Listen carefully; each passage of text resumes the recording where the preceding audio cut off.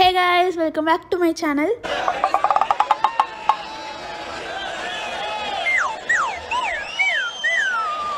So போன vlog-ஓட continuation தான் இது. போன வாக் சூரத் வந்து ரீச் ஆன வாக்கில் நான் vlog முடிச்சிட்டேன். ஸோ ரீச் ஆனதுக்கப்புறமா நம்ம என்னென்ன பண்ணணும் அப்படிங்கிறது இந்த vlog-ல பார்க்கலாம்.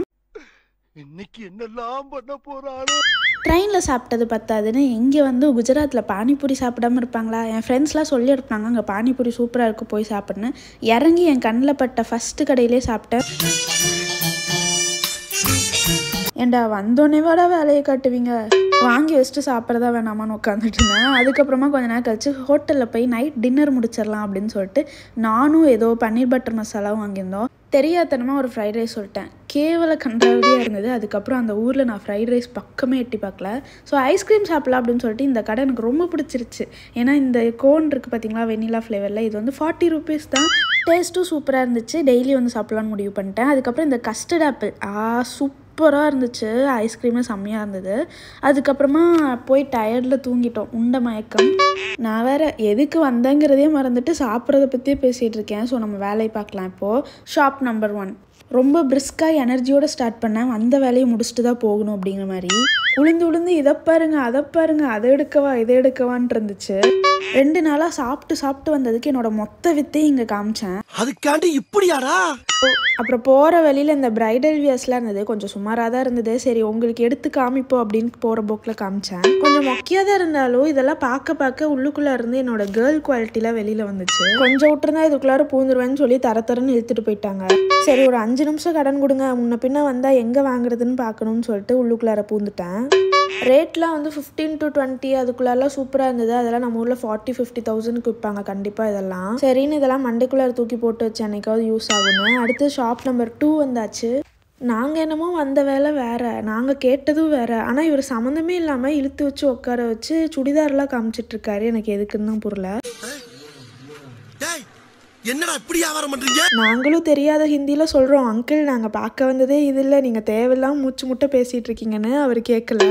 கடைசியில அவருக்கே புரிஞ்சு போச்சு நாங்க வேடிக்கை தான் பார்த்துட்டு இருக்கோன்னு. அதுக்கப்புறமா அந்த கடையிலே எங்களுக்கு பயங்கர வேலை, பெண்டை நிமித்திருச்சு. ஒரு 3 மணி நேரம் கிட்ட அங்கே டைம் ஸ்பெண்ட் பண்ணோம்.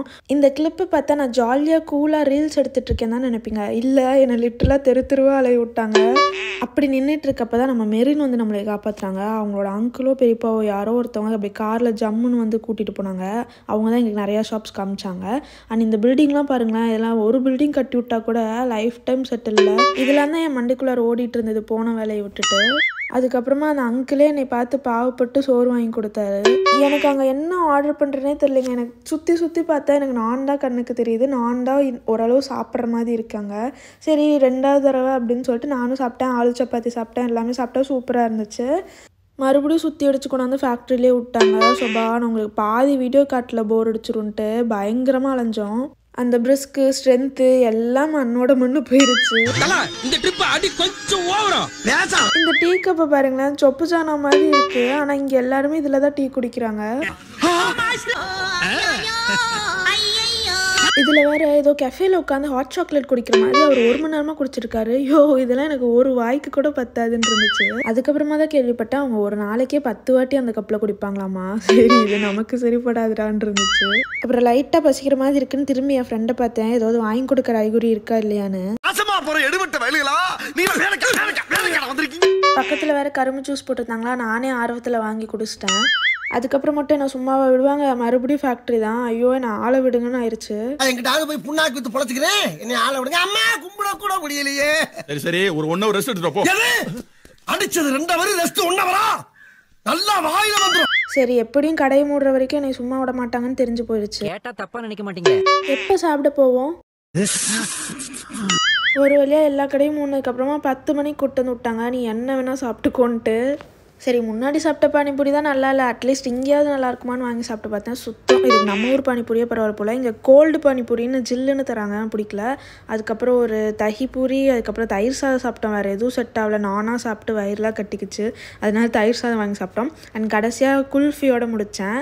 இன்றைக்கி அவன் குடித்த காஃபி எப்படி தான் இந்த கப்பில் குடிக்கிறான்னு நானும் வாங்கி குடிச்சு பார்த்தேன். நமக்குலாம் ஒரு வாய்தான் கல்ப்புன்னு உள்ளே போயிடுச்சு. சரி இதுக்கு மேலே எந்த வேலையும் இருக்காது, இப்பயாவது நிம்மதியாக இருக்கலான்னு பார்த்தா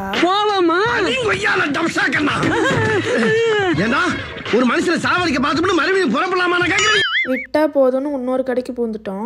சரி சும்மா இங்கே இருக்க டிஷ்லாம் ட்ரை பண்ணலாம் அப்படின்னு சொல்லிட்டு கொஞ்சமாக வாங்கலாம்னு சொல்லிட்டு தான் இது ஃபுல்லாக எக்கு வச்சே ரன் ஆகிற ஷாப்பு. சரி ஏதோ சாப்பிட்லாம்னு சொல்லிட்டு என்னென்னமோ ஆர்டர் பண்ணோம். கடைசியில் அது கலக்கியும் ஆம்லெட்டும் இது தெரியாமல் போச்சு அப்படின்ட்டு கூட அவங்க ப்ரெட்டும் காம்ப்ளிமெண்ட்ரியாக கொடுத்துருக்காங்க. ப்ரெட்டை பார்த்தோன்னே